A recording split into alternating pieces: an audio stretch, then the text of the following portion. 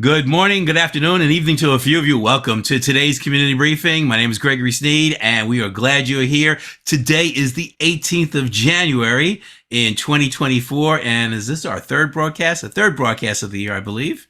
And so we have many more to go. We've got a fantastic guest for you today, Mr. George C. Fraser. He'll maybe tell us what the C stands for. Is it Charles? No. Okay. So, Actually, to be candid, no one actually knows my middle name, and actually, my C, the middle name, is actually not my middle name. It's my first name, but because ah, no one can pronounce it correctly, I okay. switched it to George. Okay. All right. Right. Well, there, But I'll be happy to tell you at the end of the broadcast. you got it. We got it. Stay tuned. Stay tuned. You got to stay to the end of the broadcast to find out his really full name. Okay. um, my company, Lifesaver Financial Services. I help my clients keep more of the money they make and feel better about their money and get you and your money back on speaking terms. So it's now my pleasure to bring to the virtual stage the queen of our community briefing, Miss Crystal Mitchell. Welcome, guys. So glad to have you. We're in the third week of this month. It's moving by quickly. Last year, I said that 2023 seemed like it had caught on fire and was in a hurry. I don't know what the heck is happening here. So I wish it would slow down just a little bit. But my name is Crystal Mitchell. I am the co-director of Recycling Black Dollars, as well as I have my own coaching practice where I work and mentor and inspire small business owners to help them grow, launch, grow, elevate, scale, to create a sound economic economic soundness in our community. So this platform was inspired by me during the pandemic to make sure that we got the information that we needed to get from the people who were sitting at the table making decisions about us, for us, on behalf of us, without our knowledge or our authorization. So this is why we're here, to meet the leaders and stakeholders that are making things happen in our community. This platform is sponsored and powered by Recycling Black Dollars, as well as the BBA. I believe in collaboration. The only way the Black folks is going to rise up is that we rise up together. We're financially sponsored by Southern California Edison, PCR, Wells Fargo Bank, so SoCal Gas, as well as Los Angeles LDC. We are always looking for funding, but most importantly, we want to grow this platform to be the center of where information is dispersed from. So we need you guys to help us do that by going over to our YouTube channel, hitting that like and subscribe button, and telling everybody you know that we're here every Thursday at 11 a.m. We have a phenomenal team. Mr. Gregory Sneed, you've met already, myself, Stephen Turner, who is the producer. Thank you, Stephen, and Miss Robin Billups. And with that, I'm going to kick it back over to Robin. Hello, Robin. Good. Happy New Year, everyone. I'm glad to be here. I met Mr. Fraser when I entered the supply chain inclusion process. That's what I call supplier diversity in 2006. And I can say we have a dynamic guest this morning. I'm Robin Billups with the Billups Group. I assess, coach, and work with individuals and corporations looking to meet their compliance needs around supply chain inclusion.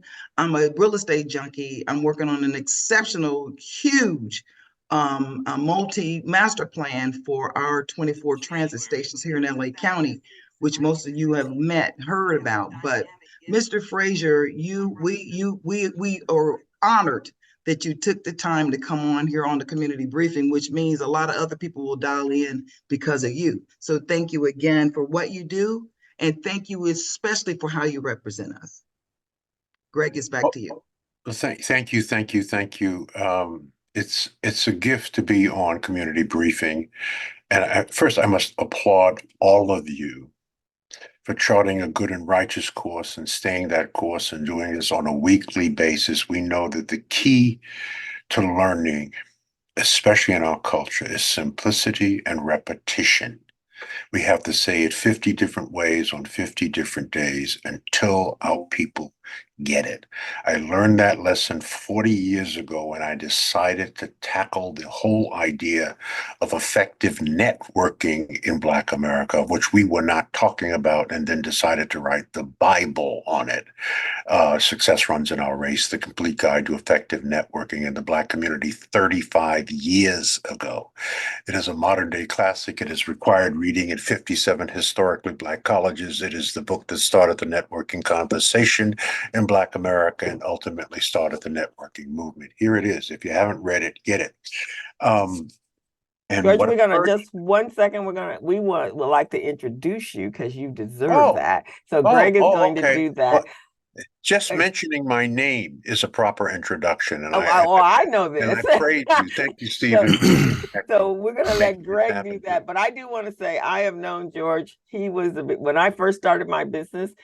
First thing I heard was you had to develop a network. So I developed my network before I actually developed my business. We're born on the exact same day. This is my guru. I love him as well as many others that are here for him. I've gone to his conferences and I came back a different woman, and I thought I was Malcolm X at that point before. So with that, Greg, introduce George. And then George, you can take it away. Amen. You know, I was about to say that once in a while we get guests here that really don't need an introduction.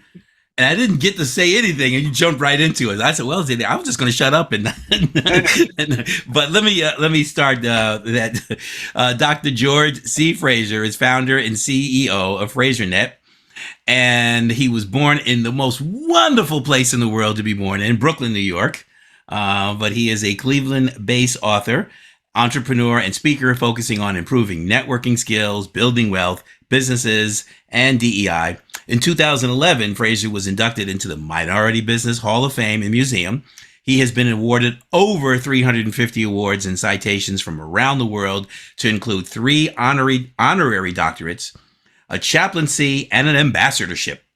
He has put on popular PowerNetworking Conference for the past 24 years. He was selected by Forbes Magazine in 2015 as one of the top 5 conferences not to be missed by entrepreneurs. FraserNet is an award-winning 37-year-old, still 37-year-old? Yes. Okay, Yes. good. A global leadership network of 1.1 million Black professional business owners and community leaders. He'll let you know what the goals are. I have a list of things. I could go on and on and on, but as we said, this is a gentleman that needs no introduction.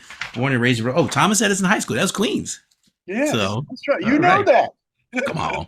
Get out of here. Yeah, I have a Yeah. no one thought I was college material back in the day. I was born in 1945, and they didn't think I was college material. So I went to a vocational high school, Thomas Edison, and got a diploma in carpentry. Now there's another great guy. He didn't get a diploma, he got an apprenticeship in carpentry. I wasn't able to do that. But he's a really great guy, and we'll see who can guess who this great guy is with an apprenticeship when he was living in carpentry. It's JC. It's JC. There you man. go. There you go. There you That's go. why I Now, love I'm not you. comparing myself to Yeah. JC. I'm Yeah, just but saying I'm proud of my vocational diploma in carpentry. Yes. And I'm a firm believer they ought to bring vocational training back to the high schools. I think the New York City school system still does that, but a lot of school systems around the country, including here in Los Angeles, have abandoned it to the detriment of our youth. But Dr. Fraser, the floor is yours. We are eagerly sitting on the edge of our seats for every word that's about to emit. Again, thank you. I'm going to speak straight, no chaser. I am from the Republic of Brooklyn, New York, but most importantly, Bed-Stuy, Brooklyn, New York. So they say when you're from Bed-Stuy, Brooklyn, Do or die. you're either a thug or a gangster. I'm a gangster, and you're going to find out today. All right. So let me say the next couple of things to our audience, and still be loved. Two things. Actually, it's three things, simple things. A house divided among itself cannot stand. That's number one. Number two, old keys will not open new doors. That's number two. And three, and the most important, in case nobody told you, I'm going to tell you, so you'll never be able to say that you don't know. Ain't nobody saving black people but black people. It's been 400 years and we ain't saved. Who in the hell are we waiting for? We're waiting for us. And so I want to say the next thing and still be loved. I have found the enemy, and the enemy is us. We are all drinking, brothers and sisters, from wells that we did not dig, that we are standing on the shoulders of giants, a 250-year fight just for our freedom from 1619 to 1864, a 100-year fight for civil rights, voting rights, public access. We must never forget this. Therefore, the really deep question I want you all to think about is, are we worthy of that legacy? And if you feel that we are worthy of that exalted legacy, the deeper question is, what then will be our legacy? What will our children's children be saying about us 200 years from now? What will Generation X, Y, and Z be saying about us? We cannot allow this incredible legacy to end with the civil rights struggle. My favorite quote, a short story, less than 2 minutes.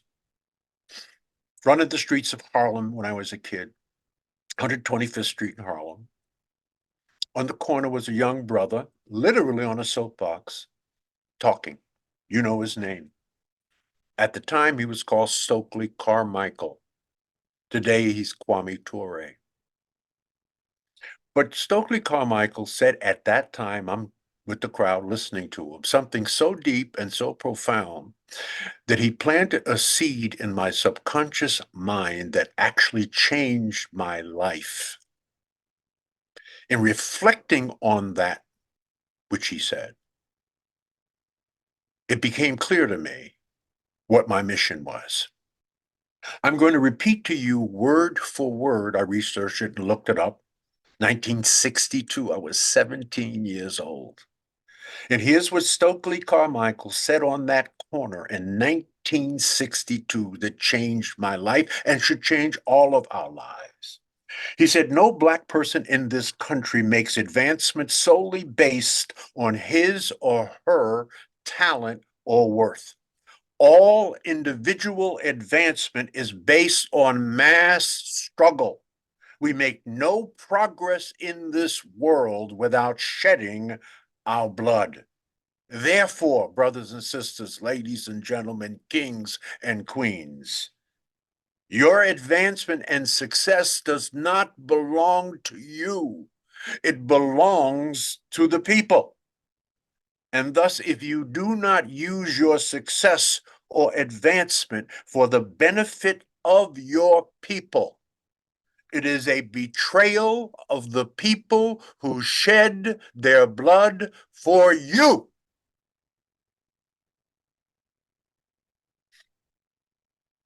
We have work to do.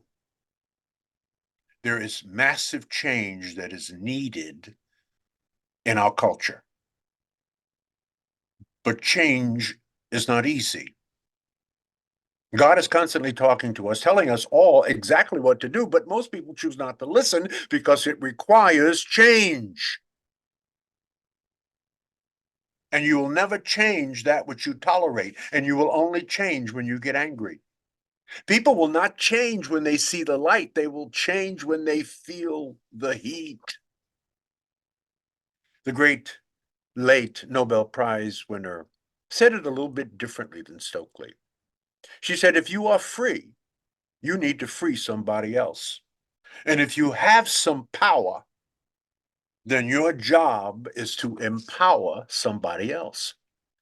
The great late Dr. John Henrik Clarke, mentor to Malcolm X, said it very succinctly and very differently back in the day. He said, take what you do best and do it for your people. We need leadership and we need change. That's what we need. What is a leader? Let me define, from my perspective, what a 21st century leader in our culture must be and how he or she must think. To be a leader is to be awake and alert and to be dissatisfied at all times. Yes, we have come a long way, but we have much further to go. Therefore, I am not happy, but I am motivated by a positive anger directed towards positive change. Leadership is influence. Who are we influencing? We're influencing our children, because if our children cannot see the future, they will not pay the price. The number one succession plan of all Black people is our children. If we don't get that right, we will fail. Leadership is action. It is not some appointed position. Nobody appointed me to do what I'm doing. I didn't get elected for this. You didn't get elected to host this incredible community briefing every week show. No one elected you. You selected you because you understood the need in our culture. Leaders understand that everything begins with words. There's a system for everything. When I speak to entrepreneurs, I tell them, if you don't have a system, you don't have a business. I don't know what the hell you have, but it ain't a business. A system is something you can replicate, duplicate, and scale. There's a system for everything, and there is a system for change. And the Bible gave us the first step in the system. First, there was the Word. So everything begins with words. And then hopefully something you say or something I say will raise the consciousness of people watching us with these words. So that's the second step in the system, raising consciousness. Now, if we can raise the consciousness of only a few, and we'll know that that consciousness has been raised because they are passionate and excited about something they heard us say. So that's the third step. Words, consciousness, hopefully excite someone and they have passion about what they heard. And then from passion comes action. That's the fourth step. And from action comes what? Change. When you are called to lead, you are called to serve. The great Frederick Douglass said about us back in the day, and I quote Frederick Douglass, he was hard on Black folk.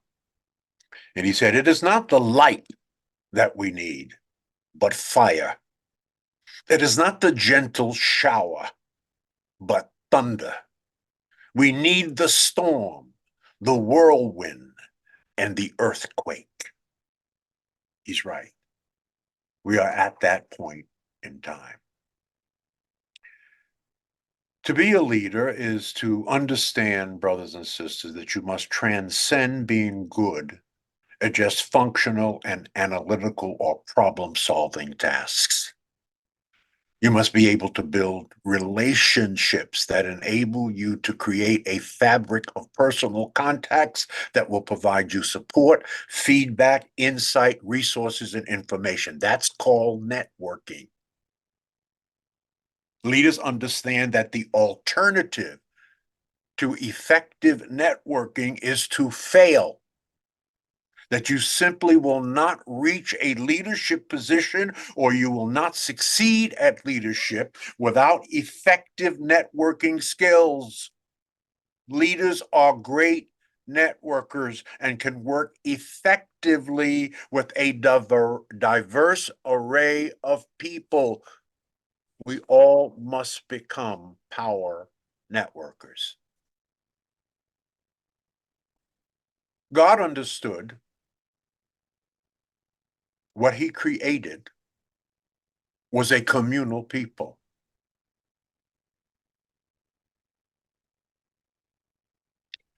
There's only one time in the Bible where God was not happy with his own work. Now, this is God, and he was not happy with his own work. It's framed in Genesis 1:31. And God saw everything that he made, and behold, he said it was good. But then he reversed himself. Genesis 2:18. And the Lord God said, it is not good for man to be alone. I will make him a helper comparable to him. He grabbed Adam's ribs and made woman. There is a biblical declaration for the power and importance of the human connection. And God's love for connection is clear. That biblical declaration is a quote from his son, John 5:30, a direct quote from Jesus Christ, a carpenter. There are 800,000 words in the Bible. Only 1,500 words are direct quotes from Jesus Christ. John 5:30, and Jesus said, I of my own self can do nothing. Now, this was Jesus, the Son of God, and he couldn't get it done on his own by himself in a vacuum. So what's up with you? Why would you think you can do anything significant, anything worth talking about on your own by yourself in a vacuum? You cannot.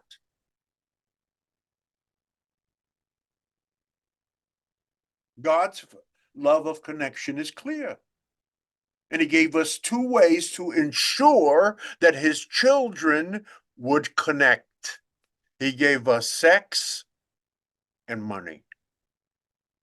Now, let me unpack that for you. The inspiration for sex is ecstasy. No feeling on earth like it. But that is not the goal of sex.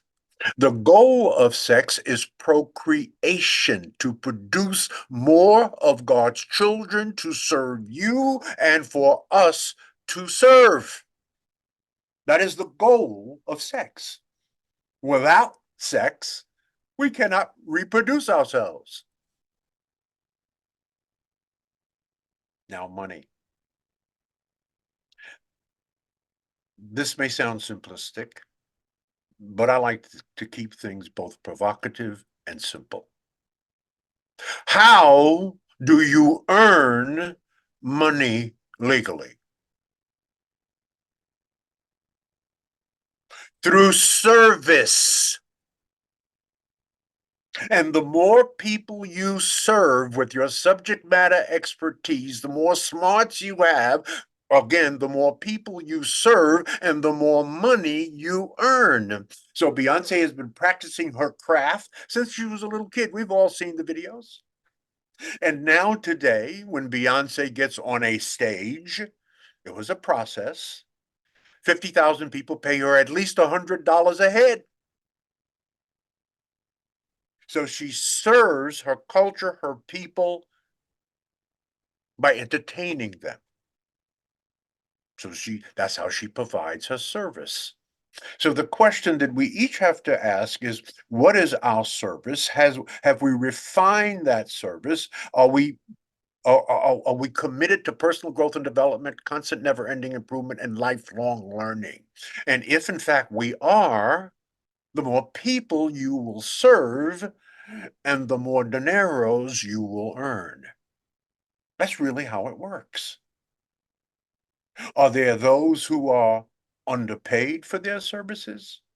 I can name a few people, a few categories. I think teachers, those who are molding and shaping our children, are sorely underpaid. But that is how we earn.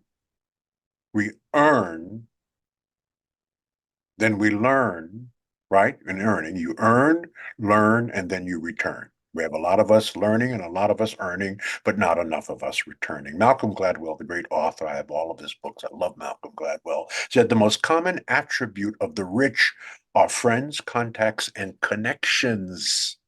Rich people have a lot of friends because they serve a lot of people. Generally speaking, that's how they got rich.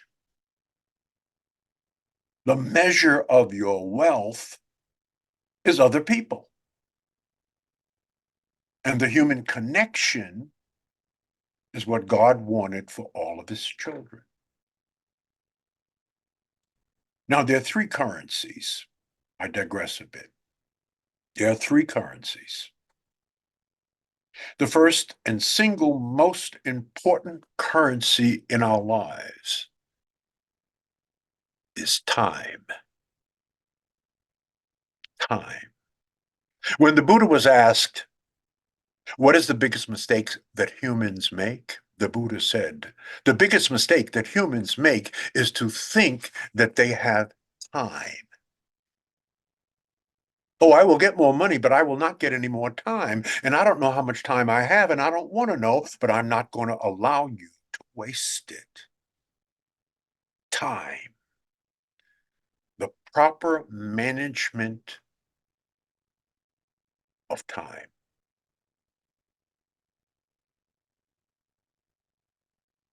I'm nearly 80 years old.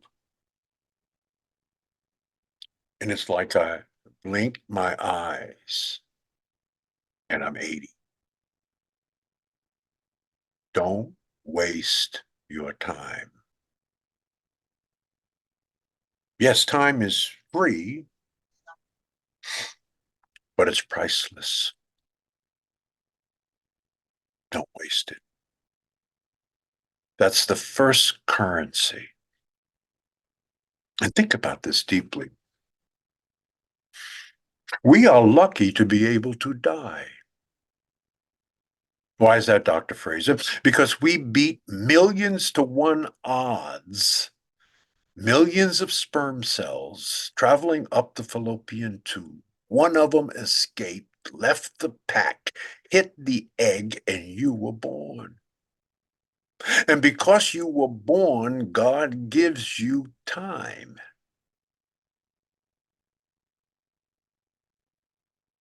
Don't waste it. That's the first major currency. Dr. Fraser, what is the second major currency? Relationships. Introduce me to your 5 closest friends, and that will tell me who you are. As they know and as they go, so go you. What am I saying? Don't spend major time with minor people. People going nowhere want you to go nowhere with them. People doing nothing want you to do nothing with them. If you want to change your life, change your relationships. If you are not where you want to be in life, it's because you don't have the right people in your life and you chose them.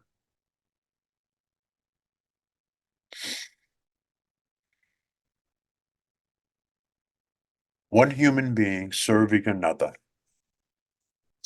is what you want. And without other people to serve you and you to serve them, you have nothing.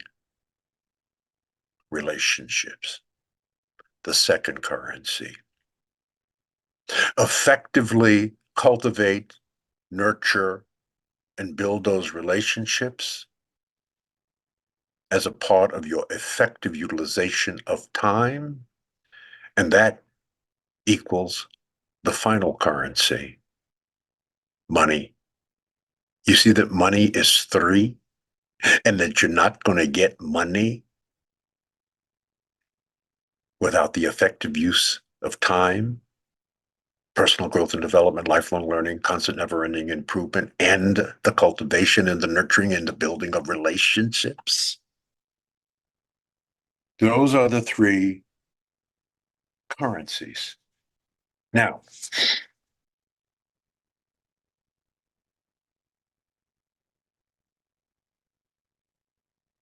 business is about relationships. And I hope that those who are listening are business people, not business people. See, there's a difference between business and business. Too many of us are engaged in business. So the goal of what we do at the PowerNetworking Conference every year, coming up, by the way, July 10th to the 13th in Charlotte, North Carolina. We've moved it to Charlotte. It's our 24th anniversary. And that's what we try to do. We try to put the business people out of business and replace them with business people. Business is about relationships. Without relationships, you have no business. Without relationships, you have no business being in business. In fact, the business you're really in case no one has ever told you, you are in the business of building relationships. That's the business you're in. Jesus had to do it. He had to get 12 disciples. One turned on him. But he had to get that right first to get his work done. Let me say that a different way. The most powerful asset that you will have in the 21st century will not be AI, and it will not be your computer. It will be your relationships. That's the most powerful asset that you will have in life. I've been writing about this and practicing what I'm preaching here for 50 years. I have been studying and observing our people in this process, taking notes. There are mistakes that we are making. There's a separate talk that I give called the 7 biggest mistakes we make when networking that will ruin your reputation and destroy your business. I'm going to give you a 30,000-foot view of those 7 biggest mistakes. Now, I don't. Now, Stephen and everybody, I just want to get grounded around time. So help me on, because I want to save some time for questions and audience participation.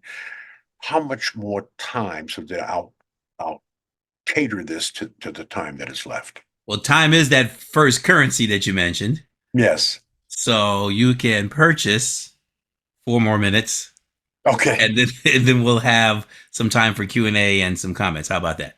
That's a deal. That's a deal. That's a deal. Okay. 30,000-foot view of the 7 biggest mistakes. First, the 7th biggest mistake that we tend to make is no follow-up. I've given out 31,000 business cards in my years, and people used to say, Dr. Fraser, aren't you worried that people are going to bug the hell out of you? Because all my information, including now my cell numbers on the card. And I said, no, I'm not worried. I've been black a long time. And here's what I have learned. That 99.99% of every black person I've ever given a business card to will never, ever, ever, ever follow up. And they just got a business card from Black America's networking guru who wrote the Bible on the subject, and they still don't follow up. The fortune is in the follow-up. Preach. That's all I can tell you.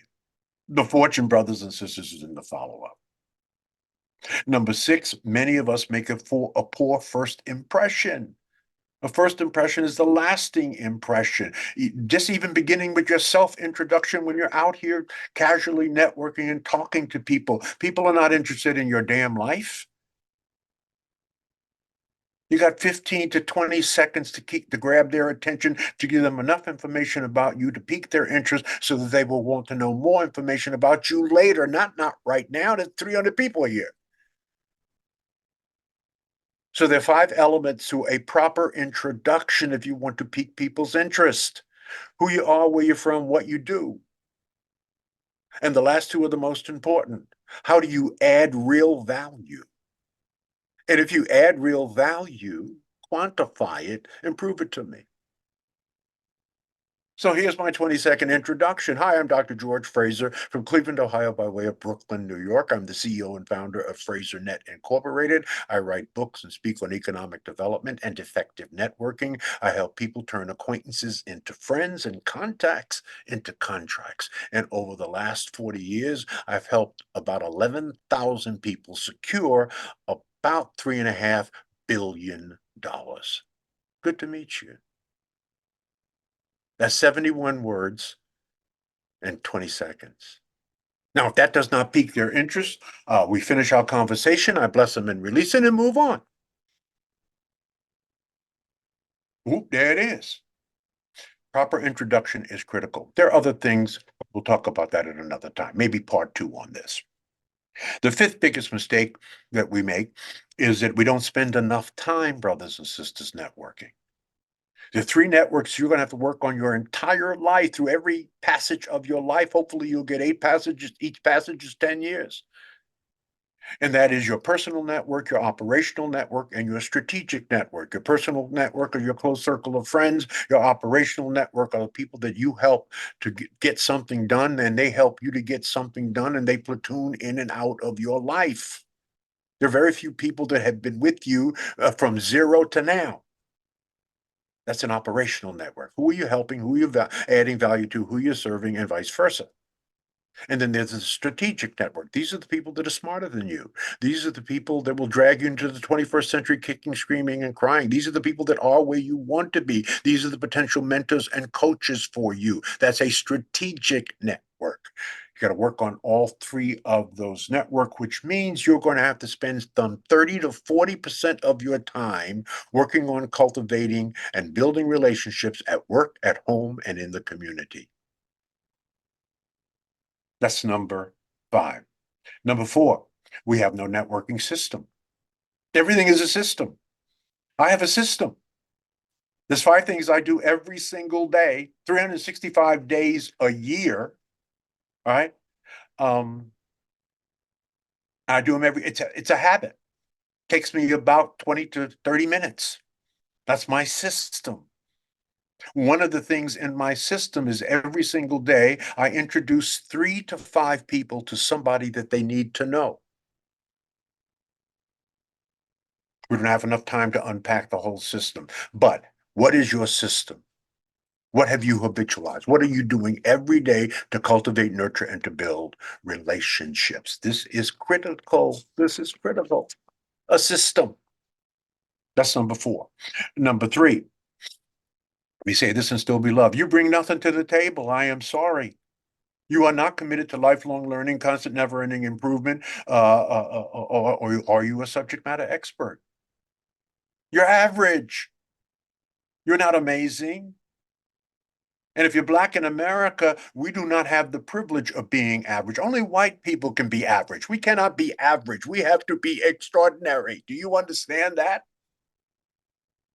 You got to be good at whatever you do. If you're sweeping floors, as Dr. King says, as I mop floors at the LaGuardia Airport on the midnight shift because I couldn't get an apprenticeship in carpentry when I graduated from high school, you go to LaGuardia Airport today, go down to the maintenance department. There's a picture on the wall. It's me. I was the best floor mopper, urinal cleaner, toilet cleaner in the history of LaGuardia Airport. What does that mean, Dr. Fraser? It's not how you start, it's how you finish. And how you do anything is how you do everything.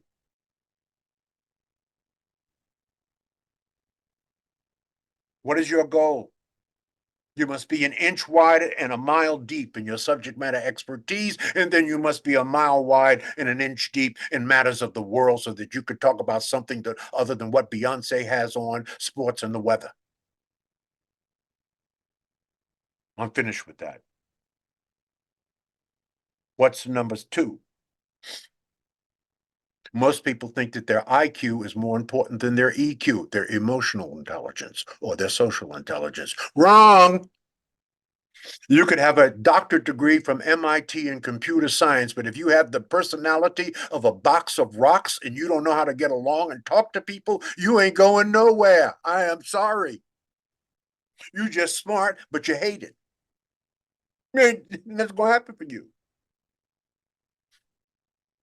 That's the second biggest mistake. Learn emotional intelligence. You can read it. Book I recommend, Emotional Intelligence 2.0. Pick it up anywhere. Read that book twice. Take the exams that they require you to take online and see what your EQ is. Read the book and then see what it is after. Emotional intelligence. And finally, the biggest mistake that we make, we network to get instead of to give. Wrong. If you ain't giving, you ain't getting. If you have nothing, it's because you've given nothing, that you cannot take out of life that which you have not put into life. Life is about giving first, sharing always. The getting comes later. And it may not necessarily come from you. So the little mantra that we have at the Power Networking Conference is not, hey, how you doing, man, my man? And no, how can I help you? How can I help you? But it's really a sort of a selfish act in a good way. And it goes like this: help me, help you, help me. You see, whenever I'm helping, whenever I'm serving, whenever I'm giving, I'm depositing in the giving bank. And God has designed the system that is impossible to give and not get. That's a mic drop. That's my story, and I'm sticking to it.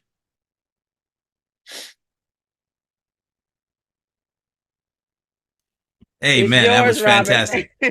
That was fantastic. A whole lot of nuggets in there. Yeah. Well, first things first is that we clearly want to have you back for a second show. Let's get that out the way right away. Okay. So Stephen, we got to connect that. So that's 100% sure.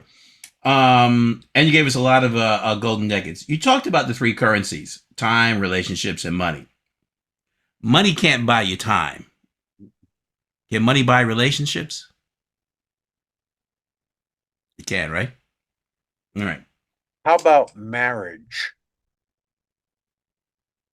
What's the first thing certainly a man must provide this woman that he's put his hand on the Bible and said, till death do us part? What is the first requirement? Commitment. No. Provision. Provision. Okay. Yeah. Shelter. Yeah. Right? We must provide. If the sister works, that's wonderful. That's icing on the cake and the cherry on top. But the ultimate responsibility of any male worth his salt is to provide for the family. That's number one. And to protect is number two. Yep. Yes. So money, buy is a harsh word, but in essence, that's the litmus test. But any sister that has her head screwed on right, can this Negro provide?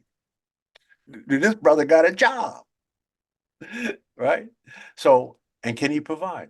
So, yes. You touched on something else, and it reminded me of the expression that if you want to hide something from, the term then was Negro. If you want to hide something from a Negro, put it in a book. Yes. Now, let me spell Negro for everybody out there listening. Here's how I spell, and you can use this, you can steal this from me. If you know the law of attribution, the law of attribution is give credit 3 times and then steal it. It's Negrow. Negro, please. Pleez. Negro. Grow. Please, grow. That's when I say Negro, that's, if you looked at it in writing, that's how it would be spelled. So Joseph, he has a PhD from UCLA, and UCLA is the University of Corner Lenox Avenue. So, because I'm hearing a lot of Brooklyn and Harlem in your background there. Right. So, Robin, I think I'm going to bring our coworker Robin, because I'm just overwhelmed with thoughts in here. So, Robin, step in and ask a few questions. I was so intently, I didn't even see if there was questions in the chat. I've been listening so intently. Well, you So know, and I think all of us are enthralled, and that's the anointing that you've been given, Dr. Fraser. You know, I've followed you strictly from the standpoint you believe in the Bible. And if we can look at that as the basis for what we do, how we do, and why we do, and what I love about the way you present, you talk to us. Your language speaks to Black people. So you got all this education, you've been all over the world, but you still speak to us. So what we ask you to do is to speak to our audience, because as you can see, the mission of the community briefing is to bring resources and information so that when folks hang up the phone, get offline, they can go do something with that. And to your point, we struggle. We struggle mightily just trying to get people to follow us, to get the YouTube page. So can you speak to our audience from the standpoint of this is for their benefit? If we're trying to help them help us. So can you speak to that? What you have? Two very quick things. Let's call them nuggets. People do not decide their futures. No. They decide their habits, and their habits decide their future. Develop good habits. Yeah. And start early. Mhm. Marriage. I'm writing a new book. I'll talk about that later, called The New Flex. It'll be, and one of the new flexes will be reconstructing the family and the marriage unit in our culture. And people, I've been married to the same sister for 50 plus years. Right. And I have to answer the question all the time, Coach Sneed. What's the secret? When asked how I managed to stay together with Nora Jean for 50 years, my answer is real simple. We were born, of my generation, in a time when something was broke, you fix it. Now we throw it away. Everything. Fix it. Marriage is hills and valleys and twists and turns. There will be moments of exaltation. There will be moments of sorrow. We'll be down, we'll be up. Things will happen. No one's perfect. Be patient. Stay the course. And fix it. That's all I want to say. Now, let me just unpack the marriage thing for a second. Only 33% of Black women are married. 30% of all Black women will never be married. And there's 66% of Black men are single. The institution of family and marriage is in decline. When I was growing up, 85% of the families were married. Now it's 33%. What will it look like 20 years from now? There is no culture in the history of humankind that has risen where marriage was not at the center. Marriage and family was at the center of that culture, except for us. It is no longer the center of our culture. That is a huge problem. And unless we fix that, and if we fix it, we will rise. If we don't fix that, we will die. So if it took 60 years for it to go from 85% to 33%, what will it look like 20 years from now? There is no future in that for any culture. Family. The cornerstone of that is marriage. 72% of our children are born out of wedlock. 60% of our children are being raised in a single family household, principally by sisters, by women, our women. No culture can thrive and climb and dominate without that being having some semblance of health. That's how I see it. Family in the village. Absolutely. It takes a village to raise a child. Yes. So we have to fix that. We really, really do. I mean, and the disconnect is not accidental, it's intentional. Yes. Hey, speak a moment about a lot of outside forces exactly on us. We could spend a whole show on that. Yeah. Forces on us to keep us divided, ununified, without family structure. Divide and conquer is a simple strategy to dominate. so that's the topic of your second show when you come back. Yeah. Once we learn to unify and to collaborate, game over. 1.6% of the global population is white. 86% of the global population is melanated, principally people of African descent, almost 1.5 billion people. We start uniting and collaborating. Yeah. Game over. They know us better than we do. We do. Let me ask you for this distinction: the differences between conscious and self-conscious, and the confusion of conscious, which means just being awake, now colloquially called being woke. Being woke is just that you're awake, but it doesn't mean that you are aware or you have self-awareness or self-conscious. Speak to that a little bit. Yeah. Well, consciousness. Now, when I speak about it from a cultural perspective. That is understanding who you are, the core values and guiding principles of your culture, your consciousness, and you behave and act in that way. I'm glad you brought that up, because this is the vision and mission, core values and guiding principles that I wrote 40 years ago when I started FraserNet, right? Right. So so this will, I think, articulate in a simple way what consciousness is when you begin envisioning and leading our people and providing them with a mission. So the vision is where we want to take them as leaders, and the mission is how we're going to get them there. Yeah. Right. But under that has to be core values. This represents consciousness, and we want to get everybody. It's like a giant orchestra. Right. And everybody's got to be playing the same notes. And you're the leader. All you are the conductor, but you have an orchestra that once it strikes up, right, it is powerful and beautiful. So what are the core values of our of Fraser Nation? We value service to others as the foundation for success. We value learning and growth.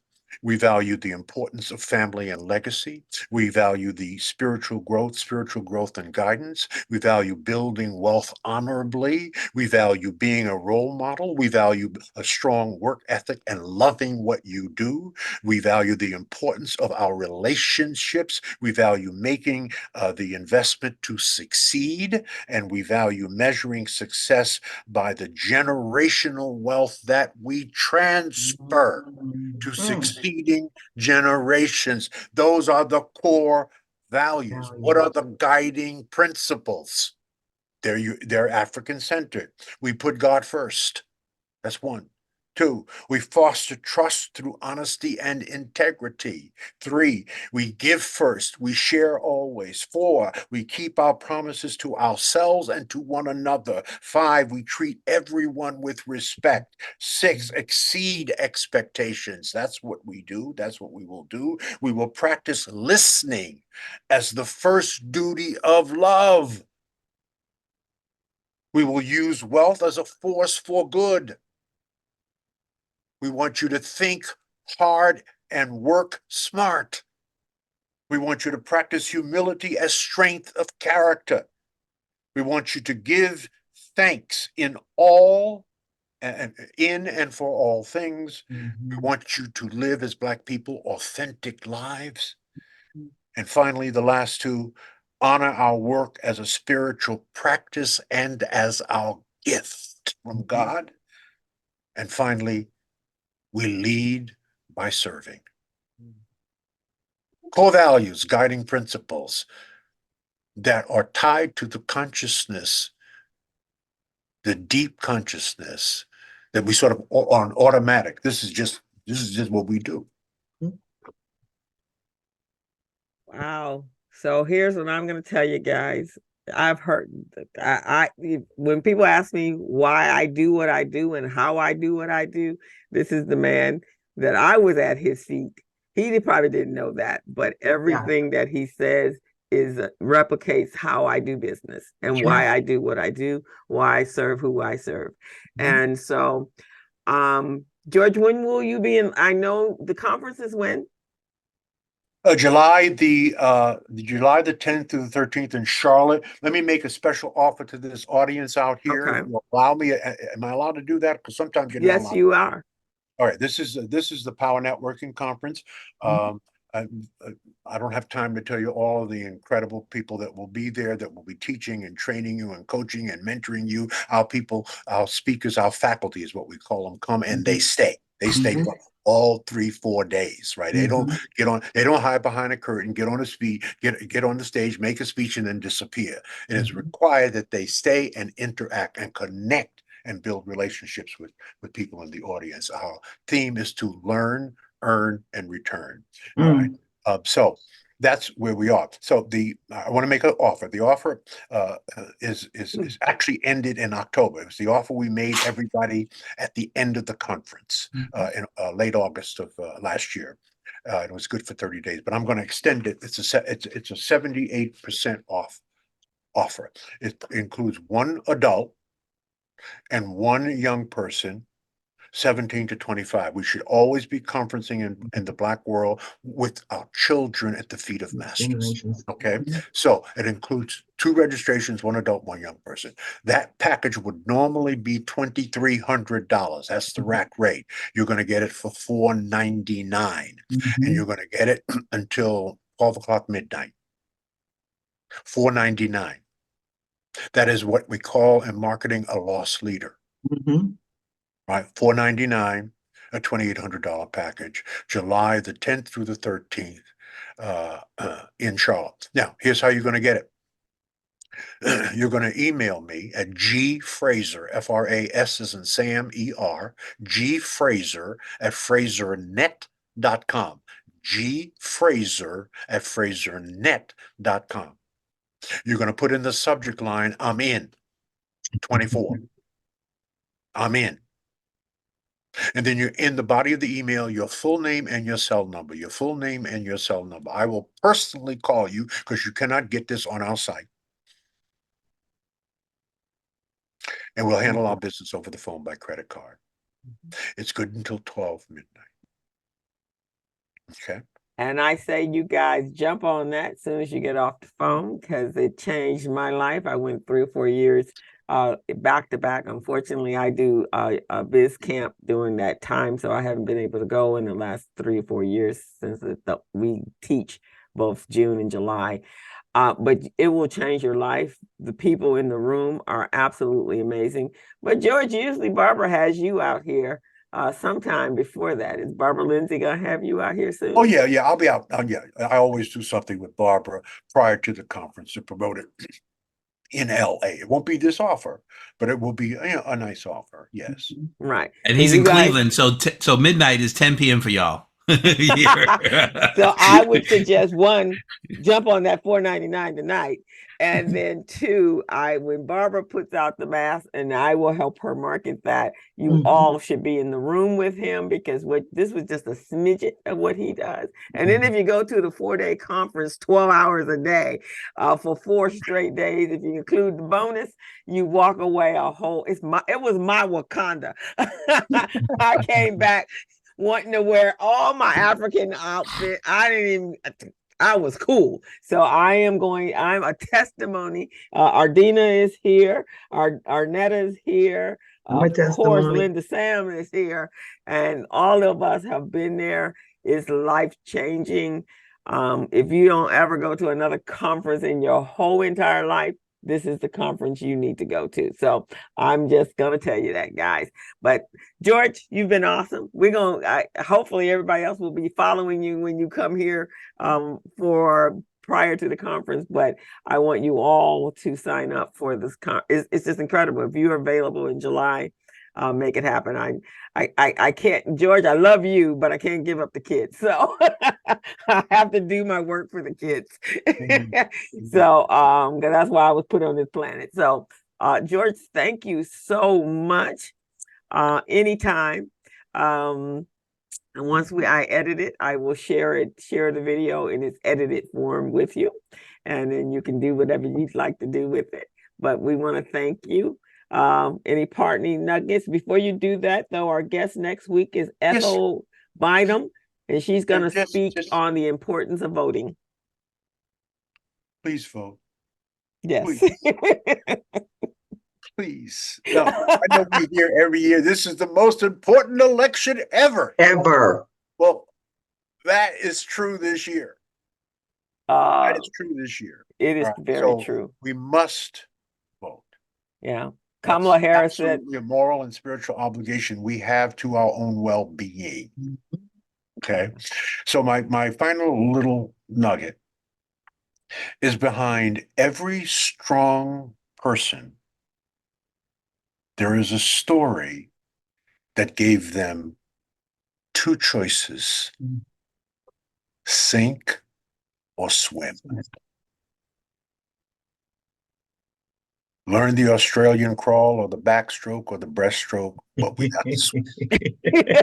Right now, we're dog paddle. Dog paddle. I don't give a shit what you do. Right? But we must swim. Yeah. Yeah. To the finish line. God bless you. Dr. Fraser, hang out a minute. We're going to stop the recording. So, Crystal, if you can stop the recording here. Kamala Harris said last week she is scared as hell. So if she tells you she's scared, y'all need to be petrified. Oh, yeah. You're right.